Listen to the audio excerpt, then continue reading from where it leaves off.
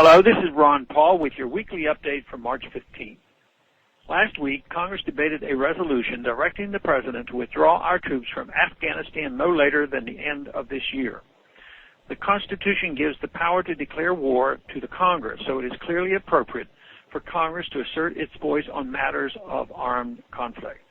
In recent decades, however, Congress has defaulted on this most critical duty, essentially granting successive presidents the unilateral and clearly unconstitutional power to begin and end wars at will.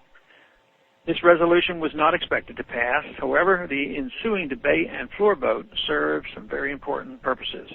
First, it was most important to finally have an actual floor debate on the merits and demerits of continuing our involvement in the conflict in Afghanistan. Most congressional action regarding Afghanistan has concerned continued funding for the conflict.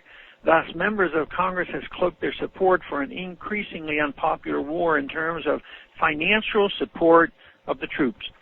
But last week's resolution had nothing to do with funding or defunding the war, but rather dealt directly with the wisdom of an open-ended commitment of U.S. troops and hundreds of billions of dollars of taxpayers' money in Afghanistan. Members opposing the resolution had to make their case for the ongoing loss of American lives as well as the huge expenditures required for an intractable conflict.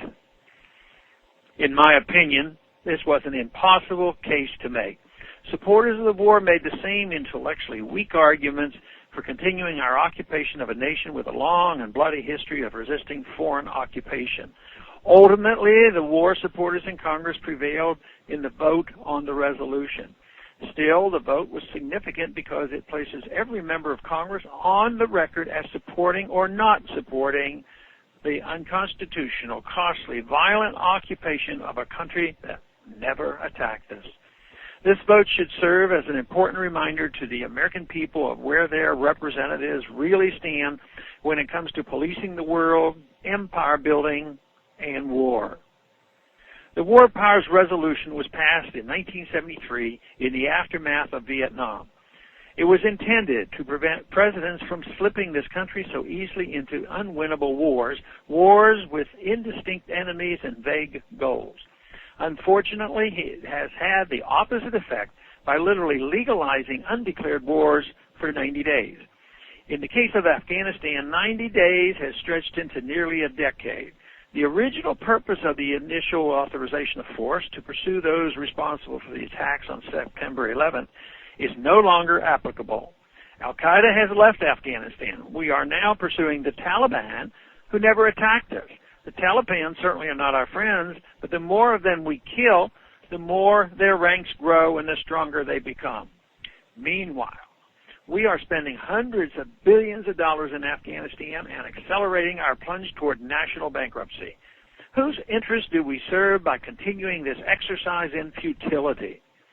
Osama bin Laden has said many times that his strategy was to bankrupt America by forcing us into protracted fighting in the mountains of Afghanistan. The Soviet Union learned this lesson the hard way and ultimately was forced to withdraw its troops from Afghanistan in defeat and humiliation. This same fate may await us unless we rethink our policy and resist any escalation of our military efforts in Afghanistan. Our troops should be used for defending our country, making us safer and stronger at home, not for occupying foreign nations with no real strategy or objective. Thanks for calling this update. A new update is placed on this number, 888-322-1414, every Monday. The written text can be found on my website, www.house.gov/Paul, under the heading Texas Straight Talk. Thanks.